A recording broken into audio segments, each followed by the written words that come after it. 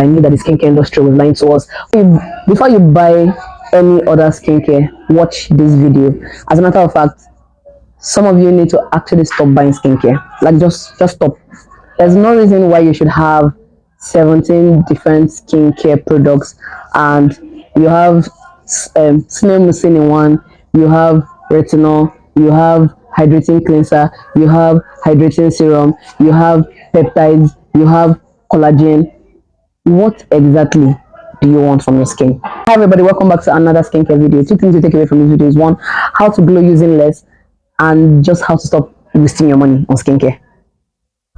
Two in one, same difference, but you get my drift, right? Yeah. So some of you have convinced yourself. I want to say that the skincare industry has convinced us, but like really, some of us have just convinced ourselves that the only way that we can glow is by having more products. As a matter of fact, you don't need more than 3-4 steps. Now results may vary depending on what you're buying, but at the very least, you just need 3 or 4 skincare products to actually achieve glowing. I don't really like to use the word glowing because I think that that's the problem. Everybody's trying to be white.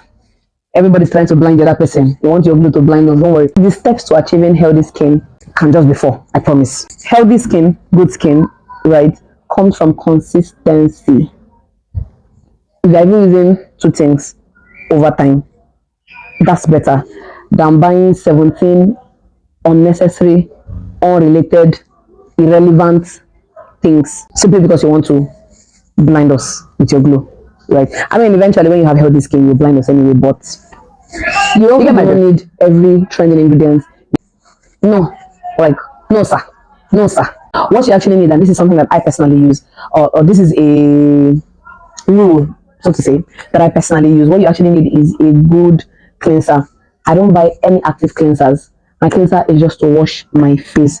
Now, depending on your budget, some people have like 2 cleansers, one for just like, just like a regular, maybe hydrating cleanser, and then one is a targeted cleanser. Like we're talking about being economical, right? And finding economical ways to still achieve healthy skin because it is possible. And I'm going to say something in this video that will look like it's countering this point, but hey, let me not get ahead of myself. As of saying, what you need is a good cleanser, a hydrating cleanser. I don't do more than that. First step, morning and night, wash your face with a hydrating cleanser. Please get a good hydrating cleanser from a good and reputable brand that takes their formulation seriously. Now, what this means is that it may not necessarily be cheap. It doesn't have to be 50,000 naira or $100 per se, depending on where you are, or £100 or €100. It doesn't have to be that. It just will not be cheap, because good formulations that work are actually not cheap to source. I mean, think about the entire supply chain. Think about the entire process and just all that happens in the entire supply chain, from sourcing of the materials to taking it to the lab, to the manpower, the human resource that goes into it, every other factor that the business will put into making a product. Shipping, if in a country where you have to import, shipping, and then the vendor who's buying also has to add their own markup. Surely there has to be an amount that it even call for you if you just think about it. But that's, let me not, I'm getting ahead of myself. My point is just get a nice cleanser that is hydrating. That's the only thing that cleanser is going to do. This cleanser is not trying to make you white. It's not trying to clear your acne. It's not trying to clear your hyperpigmentation. It's just hydrating your skin. Better still, get a barrier repair cleanser. Those are my 2. That's it. That's all for cleansers, especially if you're on a budget. Next up, what you actually need is a serum that is targeted at your skin concern. Here's the thing, I will always say 2 serums. One is a brightening serum. So brightening serums are supposed to like boost your radiance. They're supposed to just, maybe target dullness. That's basically supposed to make you radiate. Supposed to make you glow. And this is where exfoliants come in. So exfoliants are like brightening serums, right? So you have your AHAs depending. AHAs is like glycolic, BHA salicylic, basically. So if your skin is dry and you just you just want radiance, then you're most probably going to be on the AHA side of things. So glycolic, like my winning skincare product is glycolic when it comes to brightening. That is glycolic is like it's made for my skin, right? So if you're oily or you have acne, then salicylic acid is for you. Of course, in a healthy percentage, or as recommended by your dermatologist. That's one. The other serum is lightening serum, and this one's fade dark spots or melasma, and and it targets hyperpigmentation and uneven skin. And this is where kojic acid, licorice, I don't know how it's pronounced. Kojic acid, alpha butane, licorice, and this is where they come in. So for me, after your cleanser, you have two serums. One is for brightening, which is your exfoliant.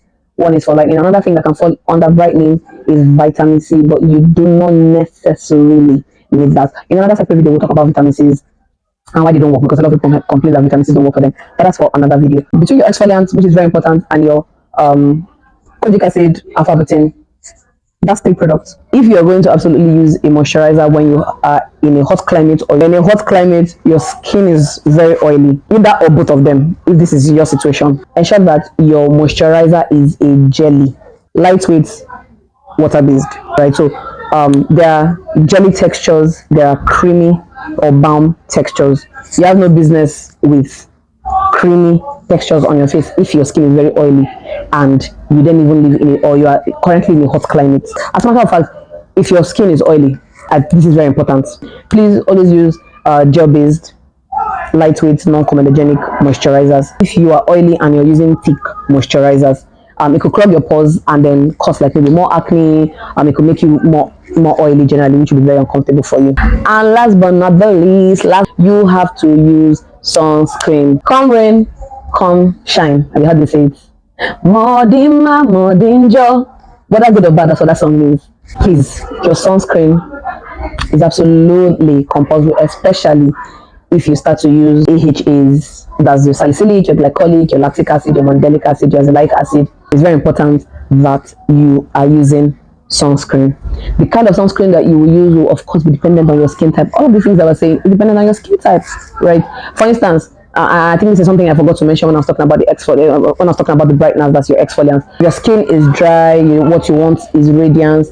Glycolic is your go-to. If your skin is oily and you are dealing with like acne, salicylic, azelaic is very important. That's what I was saying about the sunscreen. So the sunscreen, guys, sorry, I'm rambling back and forth, but like, we put it all together. So the sunscreen that you're going to use is dependent on your skin type.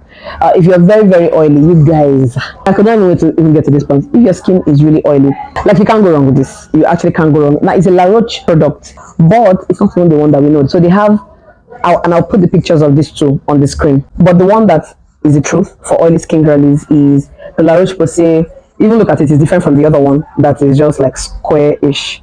Now I love that one, is runny, like it's liquid. I mean, it worked for me because I'm combination skin, right? Like, I don't produce so much oil. But my other friends who are very oily still get to complain about it, and I strongly believe that this will work, because I could feel the difference. This is holding better than the other one. It's just that this is a bit scarce. I've been so stingy to even finish it. I have another sunscreen that I use. Yeah, but I've been so stingy to finish this one because I'm like, let me keep it for. But it's oil control gel cream. If I was going to even go by the name, I would have actually not thought it would have worked, or or it would not have been effective for oily skin. Like, I would have thought it would have been too thick. In fact, I bought this because the other one was not available anywhere in Lagos at the time when I was looking for it. Like, for some reason, all my vendors didn't have it. So I just saw this one and I was like, I mean, better than nothing. And guys, it worked really, really well. It looks thick, but don't let that deceive you. Just use it on your face. It just blends right in. There's no white cast. It has a bit of fragrance, which typically I don't like, but it's not overwhelming. The smell just fades, or the fragrance or whatever, it fades just as you're applying. There's no white cast, nothing. It doesn't leave any greasy residue on your face. I said this to say that the kind of sunscreen that you're going to buy is depending on your skin type. If you have if you have dry skin, you're going to have to get sunscreens that will be moisturizing for you as well. We have said we're going to get a skin barrier repair or a hydrating cleanser because we're on a budget. Not two of them, like one or the other. Any of these two will actually really work. We're going to get a brightening serum, AHAs or BHAs. There's that. Then next up is your moisturizer, and then we are going to get our sunscreens. Now, these are all you need to get rid of your skin. But the problem is that we want magic. And I'll just be honest with you. It will take you, it should actually take you a long time if you want sustainable results. If you don't want magic, if you don't want the one that's already ruining your skin, it will ideally take a while for your skin to be better. In fact, the truth is maybe like after like 6 months or 1 year, you see improved results. By the next year, you're supposed to be seeing better results if you are consistent. Not when you not see results after 6 months, you will now stop and you now start saying, you know, some people say, oh my god, the moment you stop using, there's a reason why I started using skincare in the first place. Then I started skincare in 2020, and now, of course, there's a world of difference, and that's how it should be. Imagine wanting the results I'm getting now, and I wanted it in the first year. No, you just have to be patient. Just ensure you're buying the right thing, and that's that. Another thing that you must do if you want to actually achieve that glowing skin is that you can't jump on everything. You can't jump on every trend. You can't jump on every new ingredient that comes out. If you must buy anything new, it has to be relevant, it has to be necessary, and it has to be something that can solve your specific skin issue in that time. Other than that, it doesn't matter. Stick to what has been working for you. Please experiment with care. Experiment with care if you want to experiment.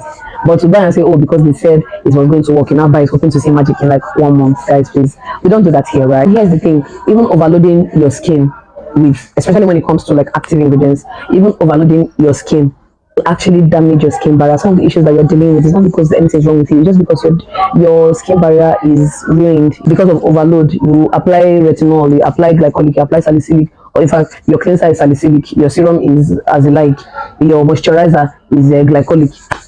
Guys, no, don't do that, guys. So there's no such thing as a perfect skin, I promise you. So don't, it's not if suddenly now say, oh my god, maybe you now have one pop on your face and say, I knew that the skincare industry was lying to us, or you now start coming up with the conspiracy theories. No, there's no such thing as perfect skin. Once in a while your skin will act up, but if you have been keeping a healthy skin, it's only a matter of time. Do you understand? In fact, if you have been keeping a healthy skin, let's even say that you now start saying, "Oh, I was keeping a healthy skin, but I still had this." I've never really heard anybody say that, but okay. Let's even say you want to say, "Oh, I've been keeping a healthy skin, but I still had this." Trust me, if your skin was not healthy, you would have spent 2 times as much time to fix that skin issue.